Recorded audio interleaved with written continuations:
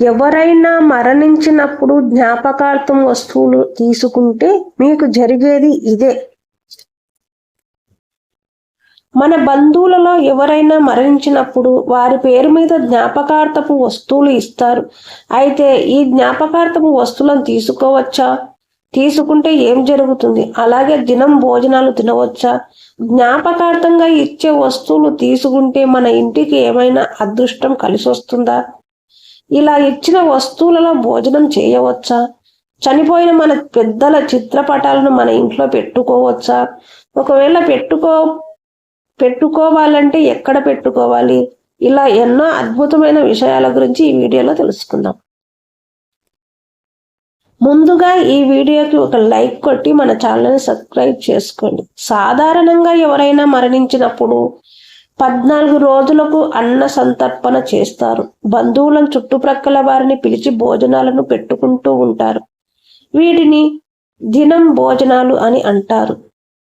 ఇలా భోజనాలు పెట్టిన తర్వాత చనిపోయిన వారి పేరు చెక్కించి జ్ఞాపకార్థంగా ఏదో ఒక వస్తువును పంచుతారు. స్టీల్ ప్లేట్లు, స్టీల్ బాక్స్లు ఇలా పంచుతూ ఉంటారు. ఈ వస్తువులను మనం దానంగా స్వీకరించాలి. అయితే మనలో చాలా మందికి ఇలా జ్ఞాపకార్థంగా ఇచ్చే వస్తువులను తీసుకోవచ్చా అనే సందేహం ఉంటుంది. జ్ఞాపకార్థంగా ఇచ్చిన వస్తువులను తీసుకుంటే మన కుటుంబానికి చెడు జరుగుతుందని చాలా మంది భయపడిపోతూ ఉంటారు. కానీ ఇవన్నీ ఒట్టి మాటలే. నిస్సంకోచంగా జ్ఞాపకార్థం వస్తువులను తీసుకోవచ్చు. ఈ వస్తువులను చక్కగా ఇంట్లో వాడుకోవచ్చు. అయితే పూజలు చేసేటప్పుడు మాత్రం ఈ వస్తువులను ఉపయోగించకూడదు. ఈ వస్తువులను మీ ఇంటికి తెచ్చుకునేటప్పుడు నేరుగా ఇంట్లో పెట్టేయకూడదు. ఈ వస్తువులను ఇంట్లోకి తెచ్చే ముందు వాటిని మీ ఇంటి బయటే మంచినీళ్లతో శుభ్రంగా కడిగి తర్వాత మాత్రమే ఈ ఇంట్లోకి తెచ్చుకోవాలి. ఇంకొక ముఖ్యమైన విషయం ఏమిటంటే ప్రస్తుత కాలంలో చాలా మంది స్టీల్ వస్తువులను జ్ఞాపకార్థంగా ఇస్తున్నారు. అయితే ఇది చాలా తప్పు. స్టీల్ వస్తువులను ఎప్పుడు కూడా దానంగా ఇవ్వకూడదు. వాటికి బదులుగా ఏదైనా ఒక చిన్న రాగి వస్తువును లేదా చిన్న ఇత్తడి వస్తువును జ్ఞాపకార్థంగా ఇవ్వాలి. కాబట్టి మీకు వీలైనంత వరకు స్టీల్ వస్తువులను మాత్రం జ్ఞాపకార్థంగా ఇవ్వకండి. అయితే మనలో కొంతమందికి ఇలా జ్ఞాపకార్థపు వస్తువులను దానం చేయాలంటే స్తోమత ఉండదు. జ్ఞాపకార్థం వస్తువులు ఇచ్చేంత స్తోమత లేనివారు వస్తువులను ఇవ్వకుండా చనిపోయిన వ్యక్తి పేరు మీద ఎవరికైనా పేదవారికి దానం చేయండి. ఎవరికైనా పేదవారికి బట్టలు అలాగే స్వీట్లు పంచిపెట్టండి. ఈ విధంగా చనిపోయిన వారి పేరు మీద దానం చేస్తే వారి ఆత్మకు శాంతి లభిస్తుంది. అయితే మనలో చాలా మంది ఈ దినం భోజనాలకు వెళ్ళడానికి కూడా చాలా భయపడిపోతూ ఉంటారు. చావు భోజనానికి వెళ్తే ఏమైనా చెడు జరుగుతుందేమో అని భయపడిపోతూ ఉంటారు. కానీ ఇదంతా మీ అపోహ మాత్రమే. మన హిందూ ధర్మశాస్త్రాల ప్రకారం దినం భోజనాలకు వెళ్తే చాలా మంచిదట.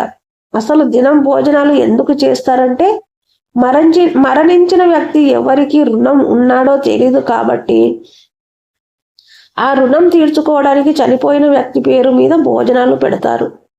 ఇలా అన్నదానం చేస్తే ఆ రుణం తీరిపోతుందట. కాబట్టి దినం భోజనాలను పితృదేవతల ప్రసాదంగా స్వీకరించాలని మన శాస్త్రాల్లో వివరించారు. కాబట్టి ఎవరైనా దినం భోజనాలకు పిలిస్తే ప్రతి ఒక్కరూ తప్పకుండా వెళ్ళండి. మీ ఇంటికి కూడా మంచి జరుగుతుంది. అంతేకాకుండా ఈ అన్నదానం చేయడం వల్ల చనిపోయిన వ్యక్తికి పుణ్యం పెరుగుతుంది. దానివల్ల పాపాలు తొలగిపోయి స్వర్గానికి చేరుకుంటారని నమ్మకం.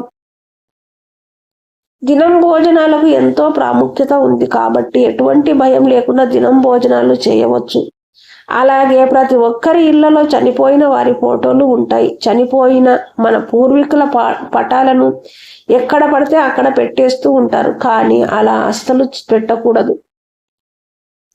కొన్ని నియమాలు తప్పక పాటించాలి. లేకపోతే మీ ఇంటికి కీడు సంభవిస్తుంది. చనిపోయిన వారి ఫోటోలను కొంతమంది హాల్లో పెడుతూ ఉంటారు.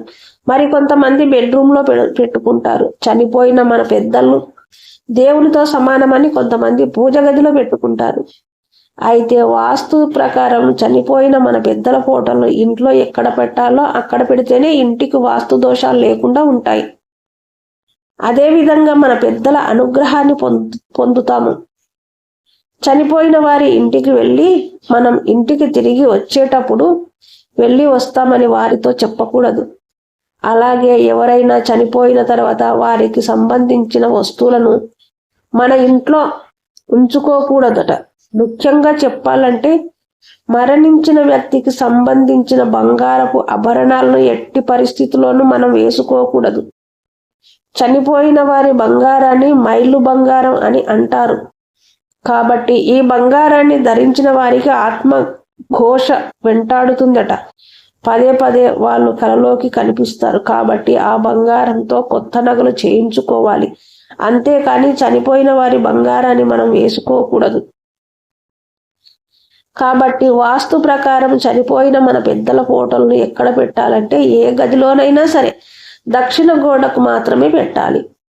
కానీ పూజ గదిలో మాత్రం పెద్దల పటాలను పెట్టకూడదు. మన పూర్వీకుల పటాలను అప్పుడప్పుడు తుడుస్తూ బొట్టు పెడుతూ పూలమాలలు వేస్తూ ఉండాలి. ముఖ్యంగా ప్రతి అమావాస్య రోజున మీ పెద్దలకు ఇష్టమైన ఆహారాన్ని సమర్పించి నమస్కారం చేసుకోవాలి. ఇలా చేస్తే తప్పకుండా పెద్దల ఆశీర్వాదం లభిస్తుంది. మన పెద్దల ఆశీర్వాదం మన ఇంటిపై ఉంటేనే మన కుటుంబంలో ఎలాంటి సమస్యలు లేకుండా, ఇంట్లో సంతానం కానీ వివాహాలు కానీ ఆటంకాలు లేకుండా జరుగుతాయి. లేదంటే అడ్డంకులు ఎదురవుతూ ఉంటాయి. కాబట్టి మీ పెద్దల ఆశీర్వాదం మీ ఇంటిపై ఉండాలంటే వారి ఫోటోలను దక్షిణం గోడకు పెట్టుకోండి. అలాగే చనిపోయిన వ్యక్తిని చూడటానికి వెళ్ళేటప్పుడు కొన్ని విషయాలు గుర్తుంచుకోవాలి. లేకపోతే మిమ్మల్ని దుష్టశక్తులు వెంటాడుతాయి. అశుభ కార్యక్రమాలకు వెళ్ళేటప్పుడు నల్లటి బట్టలను మాత్రం ఎట్టి పరిస్థితుల్లోనూ వేసుకోకూడదు. ఈ వీడియో కనుక మీకు నచ్చినట్లయితే లైక్ చేయండి, షేర్ చేయండి, సబ్స్క్రైబ్ చేయడం మాత్రం మర్చిపోకండి. Thank you.